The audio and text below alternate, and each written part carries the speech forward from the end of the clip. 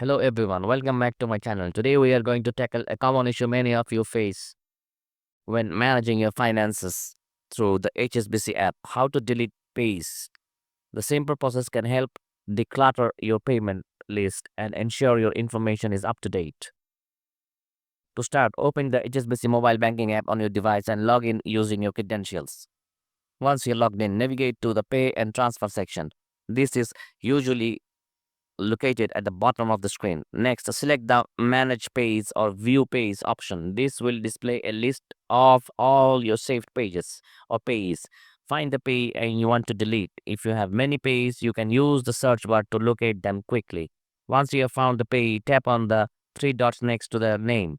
This will open a menu with additional options. From this menu, select Delete option to remove pay from your list.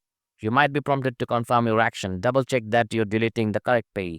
Then confirm. And that is it. The pay has now been deleted from your HSBC app. Deleting pays on the HSBC app is a straightforward process that helps keep your payment information organized and secure.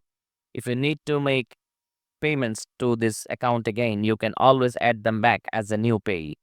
Thanks for watching and don't forget to subscribe for more tech tips and tutorials.